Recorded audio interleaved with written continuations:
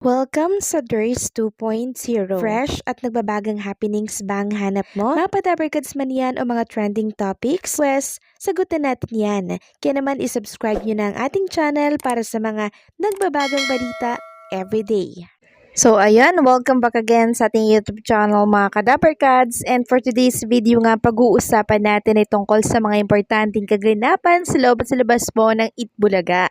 So recorded pa din po ang Itbulaga today dahil kinakailangan nila ng puspusang paghahanda po para sa Sugod Campus for tomorrow, araw yan ng Saturday. Habang nanonood tayo kanina ng Itbulaga, busy naman ang staff at crew ng Itbulaga para mas maganda po ang panonood natin bukas. Katunayan yan, nagbahagi na po ng pasilip ang Itbulaga sa kanilang page ng preparasyon ng staff and crew ng Itbulaga. Tunay nga pong napakamatrabaho ng Sugod Campus mga kapatid. Kakain ito ng ilang araw para matapos ang pagsisetup.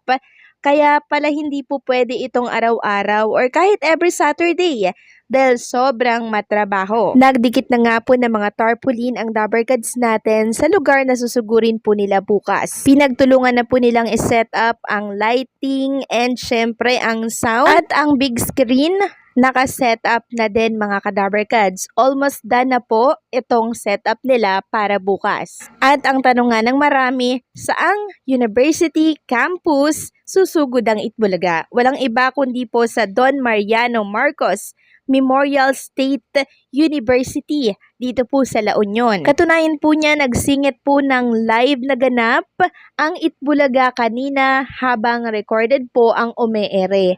Nag-live sila doon sa mismong location na campus na susugurin po nila bukas. At napakarami mga kadabarkads na ando doon na estudyante. Ayan po ang eksena mga kadabarkads. Punong-puno na naman ang venue ng Don Mariano Marcos Memorial State University dito po sa La Union.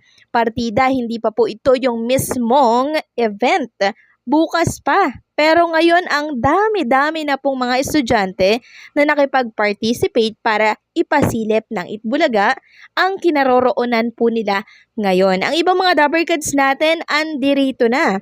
Andiyan na si Paulo Ballesteros, si Miles Ocampo, si Raisa May, and syempre si Wally Viola. Samantalang ang mga SQ natin ay papunta pa lamang po katulad ni Samantha Rescal na OTW pa lamang. Si Jose Manalo naman mga kadabarkads, present din po dito sa La Union pero hindi po siya pinakita kanina.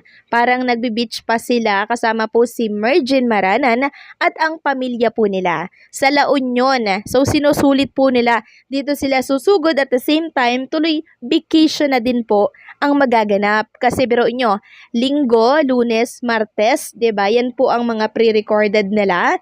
So ang haba ng vacation ng mga dabarkads natin sa La Union, talagang sulit na sulit at double purpose yung magiging ganap nila dito. So good campus at the same time ay vacation at bonding na rin kasama ang kanilang mga pamilya. Sa account nga po ni Jose Manalo, nagpasili po sila na nasa beach po ang pamilya ni Jose. Katunayan niyan ay nag-TikTok pa nga po ang mag-asawang si Mergin at si Jose Manalo. And kanina pinakita din po ng Itbulaga ang aerial shot ng location nila for tomorrow. And talaga namang ang daming nakaparada na po ng mga sasakyan dyan. Handang-handa na talaga sila bukas. Paniguradong yayanigin na naman po ng Itbulaga ang buong bansa neto. Samantalang si Bossing Vic Soto mga kadabarkads naman ay iba po ang ganap ngayong araw ng Friday.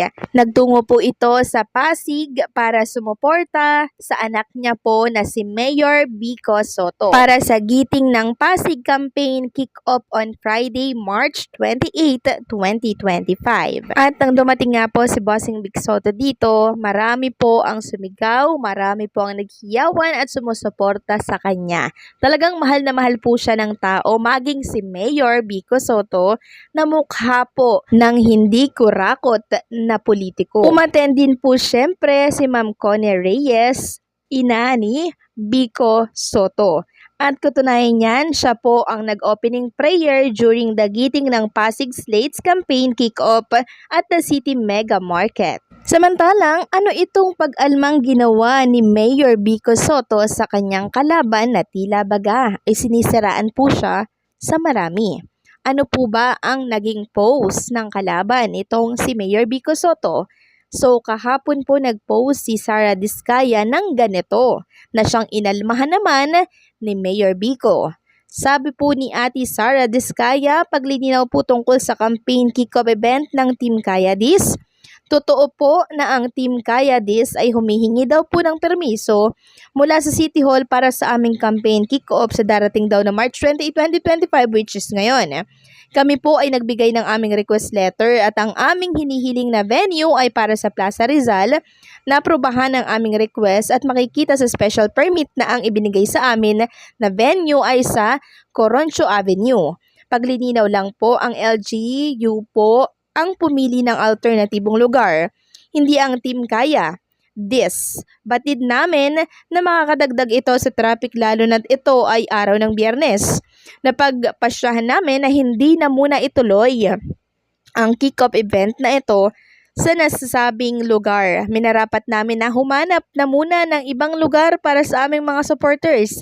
Hindi po namin nanaisin na maging abala at perhisyo para sa mga Pasigueño dahil ang Team Kayadis ay narito para tumulong at magbigay ng solusyon sa iba't ibang problema sa ating mahal na syudad ng Pasig. So parang ang dating ay naging masama po, no? Naging masama po itong si Mayor Vico Soto. Kaya naman, ang ganti ni Mayor Vico Soto, sabi niya, oh come on, choice niyo pong lumipat sa Coroncio Avenue. Kung biglaan o sa pilitan ng inyong paglipat, bakit kayo may application letter para sa Coroncio westbound? Di ba yun din naman ang nakalagay sa barangay permit nyo sa San Nicolas? At nag-submit pa kayo ng proposed traffic plan? Kung magkukwento na lang din kayo, ikwento po ninyo ng buo. Dishonesty eh. Nasa My Day Story ng page ko ang mga resibo. Kaya naman ang mga netizen na Pasigueño po pinagtanggol itong si Mayor Vico Soto. Sabi ng isa, sa ganitong mga bagay lang pala ay hindi nila mailahad ang tunay na pangyayari. May issue agad sa transparency, honesty at credibility ng kanilang mga pronouncement. Imagine, paano pa kaya sa kanilang ambisyon na pamahalaan ng lungsod ng Pasig? Classic at mapanghahawakan talaga ang kasabihang honesty is the best policy. So kilalang-kilala po ng Pasigueño si Mayor Vico Soto. Tapat po yan sa kanyang bayan na pinaglilingkuran. Kaya kung patuloy nilang sisiraan si Mayor Vico Soto, sila at sila lamang din po ang mapapahiya. Dahil mas kilala si Mayor Vico Soto ng mismong mga taong nakakasalamuha niya dito po sa Pasig. Kaya sali po na kaawaan ng kalaban, binatikos pa nga po siya ng mga taong bayan. So anong masasabi niyo dito mga Kadaberkads? Hanggang dito na lamang po ang update natin. Maraming salamat sa patuloy niyong pagsuporta.